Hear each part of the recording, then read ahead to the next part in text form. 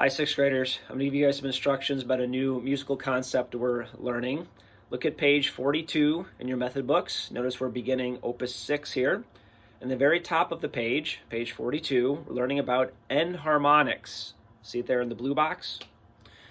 Two notes that have the same pitch but different names are called enharmonics. An example would be A flat and G sharp. They have different names but share the same fingering and sound the same when played. So basically, a lot of notes that you already know have a version of it that you may not be as familiar with. For example, a lot of you know how to play A flat. That's a very common note for most of the band. A flat is the same as G sharp. All right, they sound the same, they're fingered the same, they just kind of look different. So look at 6.1, enharmonic zone. There's your first set of enharmonics. Now it's different enharmonics depending on what instrument you are. We've talked about transposition last week. So for like the flutes, trombones, euphonium, tuba, and percussion, their enharmonic is F sharp and G flat. For trumpets and clarinets, your enharmonic is G sharp and A flat. And then you can see for saxophones and French horns what your enharmonic is. So let's just go ahead and play that note. Okay, 6.1 enharmonic zone. Just go ahead and repeat after me and we'll get so going on that note. Just play the new note, 6.1, the enharmonic. I'll go first.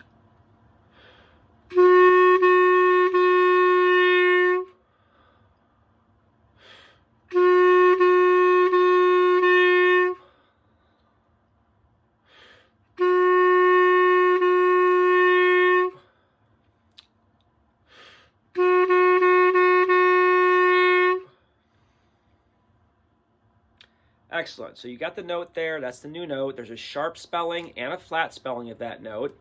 Now, if you look at the actual song, enharmonic zone, if you look at measure 2 and you look at measure 4, those notes sound the same and are fingered the same. They just look different. One is a sharp spelling, one is a flat spelling. All right? And then the first note in measure 5 is the same as the first note in measure 6. They just have a different spelling. One is the sharp spelling and one is the flat spelling. So the note is played the same though. All right? So let's just try to play the song together. 6.1 enharmonic zone. First note is a concert B flat. All right, we used to call that Do. It's concert B flat. Let's try playing 6.1.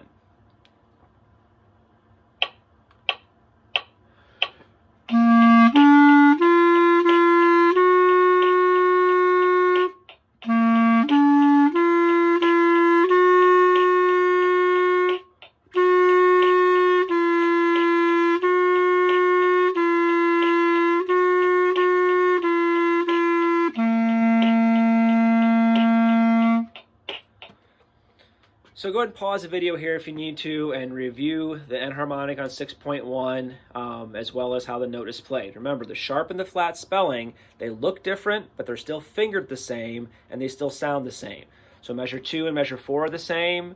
Measure 5 and measure 6 are identical. They just look different. That's how enharmonics work. All right? Okay, let's look at 6.3, the SPI. Here's another enharmonic pair. Again, it will be different letter names depending on what instrument you play. For example, flutes, trombones, euphonium, tuba, percussion. Your enharmonic would be C sharp and D flat. Clarinets and trumpets, your enharmonics are D sharp and E flat on 6.3. And alto sax, French horns, you'll have your enharmonics printed there too. So 6.3 is another enharmonic pair. These two notes right there, where the new note is on 6.3, they look different, but they're fingered the same and they sound the same. All right, so let's just do some call and answer back and forth on 6.3, the new note. Okay, I'll go first. Repeat after me, the new note on 6.3.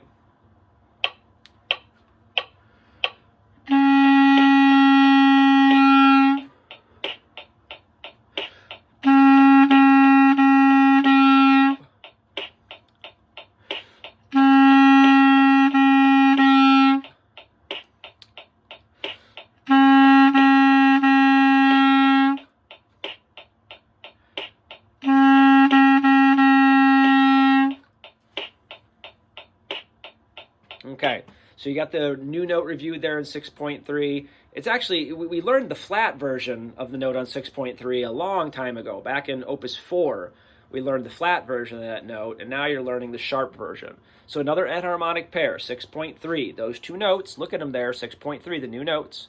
They look different, but they sound the same and they're fingered the same. So now look at the song, The Spy. All right?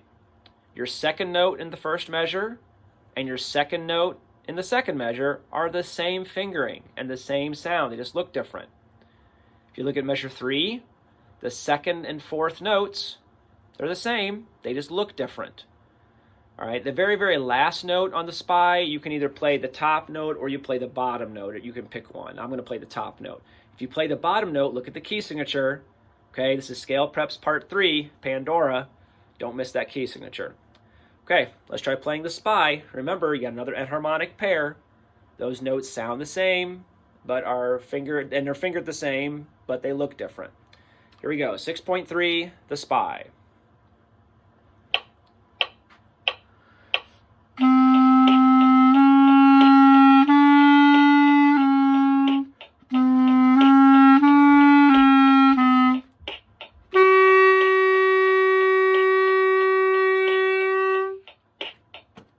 That last note has a fermata, so hopefully you're looking at me in terms of when to release that. So go back and review that a little bit. Look at this concept. Again, enharmonic notes.